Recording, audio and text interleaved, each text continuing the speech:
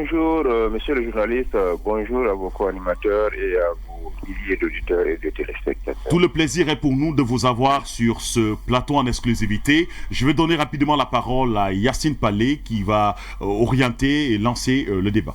Alors, Monsieur Ba, la première question que je voudrais vous poser, c'est la situation de votre passeport.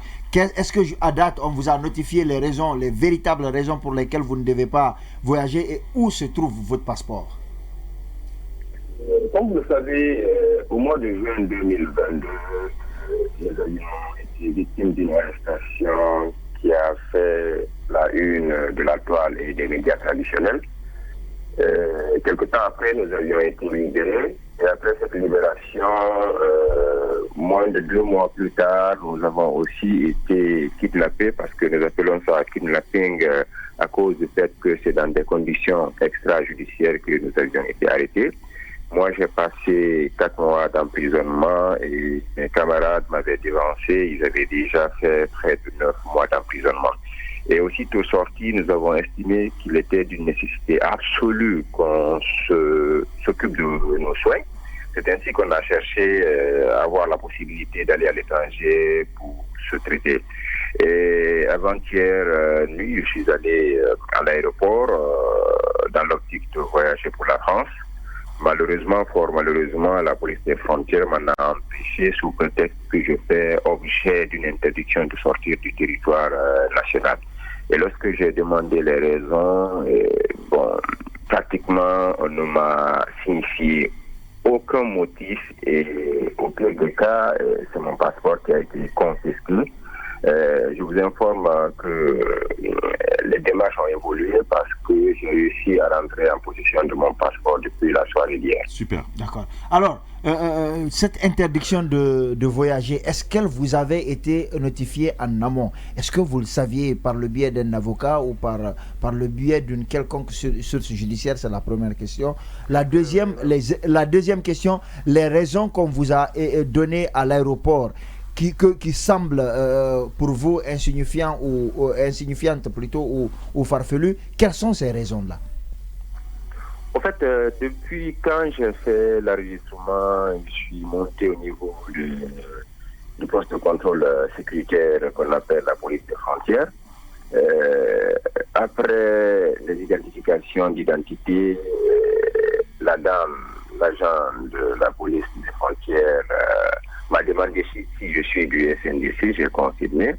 Elle m'a demandé des informations complémentaires, j'en ai donné. Et aussitôt, elle m'a demandé de patienter le temps pour elle de se référer à ce chef hiérarchique.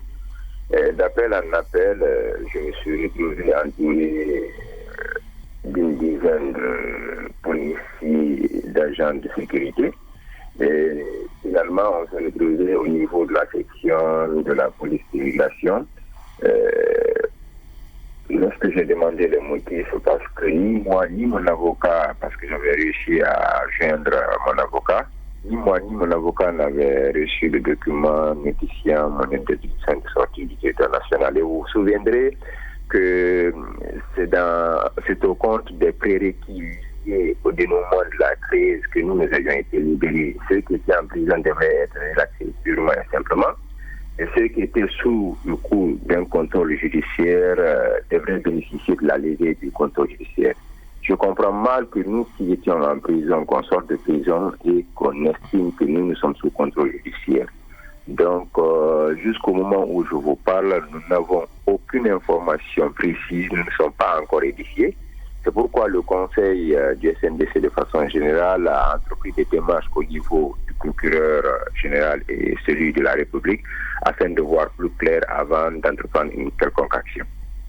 Alors l'autre... D'accord. Monsieur Bilo, moi j'ai une question pour vous, et ces millions d'auditeurs qui nous écoutent ce matin. Est-ce que votre état de santé vous permet de vous faire prendre en charge en Guinée? Il faut forcément aller à l'étranger pour se faire traiter? Et c'est lorsqu'on m'a parlé d'une intervention chirurgicale, j'en ai parlé à mon entourage, ils m'ont fait savoir de ne pas prendre le risque de procéder à une opération chirurgicale au pays. Et le mieux serait de tenter un dernier diagnostic qui serait confirmé à l'étranger avant de procéder à une opération chirurgicale si c'est nécessaire. Parce que lors de la première arrestation, vous vous rappelez, nous avions été battus, molestés, traînés par terre comme des sacs de farine. Après cela, moi, la dernière arrestation, il m'avait même touché au niveau des parties intimes. Les médecins parlent de contusion, de dilatation des nerfs, etc. Donc finalement, ça me semble tellement compliqué. Parfois même, lorsque je marche, je sens des douleurs au niveau de mon pied droit. C'est comme si ce sont les nerfs qui me font mal et qui remontent jusqu'au niveau des parties intimes. Donc c'est assez sérieux. Donc finalement, j'ai estimé qu'il serait mieux que je m'assure qu'effectivement, il faut vraiment recourir à cela avant de m'engager. Et c'est la raison principale de mon déplacement, sans quoi nous-mêmes, ça ne nous convient pas que pratiquement la plupart des membres du mouvement soient à l'extérieur, mais mettons cette période à profit pour pouvoir vraiment régler ces petits détails afin de revenir au pays et continuer à démarcher pour qu'il y ait un dialogue franc, sincère, inclusif et productif qui puisse mener le pays vers l'ouverture, vers le dénouement de la crise, vers l'engagement dans le processus électoral pour sortir de cette période exceptionnelle qu'aucun pays au monde nous souhaite. Et si c'est le contraire, que nous continuons à nous battre pour que la promesse de démocratie et d'état de droit faite au peuple soit effective. Alors, l'autre question que je voudrais vous poser, c'est une question qui est d'un tout autre ordre. C'est la question des 850 livres de votre camarade de Foni Kemengue. Je l'ai eu hier au téléphone, il me disait que les livres sont dorénavant à Conakry au niveau de la Direction nationale de la douane. Qu'est-ce que vous en savez?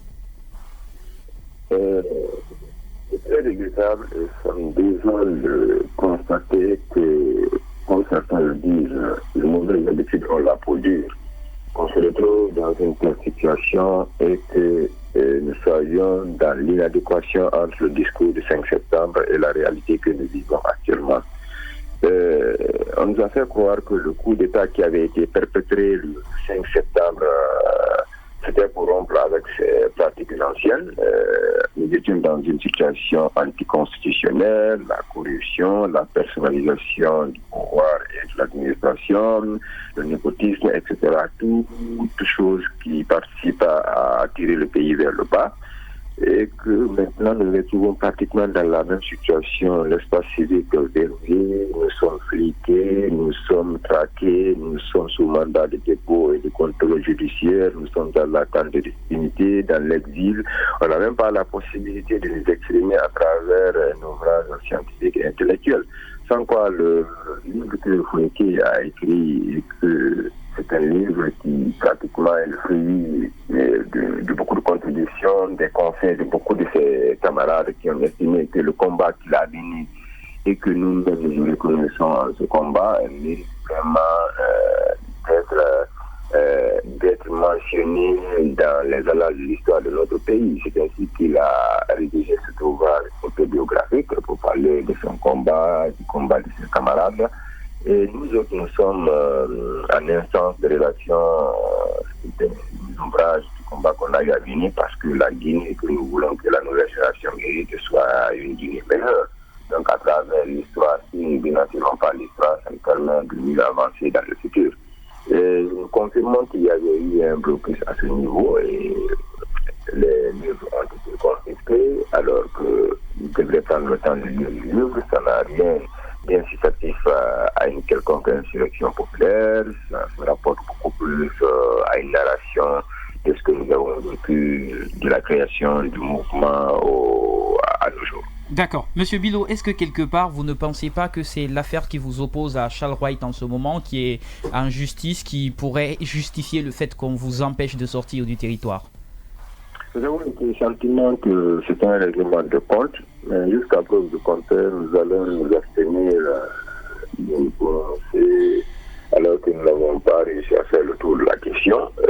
La responsabilité revient à nos avocats de le faire et Maître Béa et Maître Keita sont déjà sur le coup parce que ce sont ceux-là à qui on a confié ce dossier-ci et ils ont déjà adressé un courrier au procureur général Conté. Ils ont laissé un autre courrier au procureur de la République, M.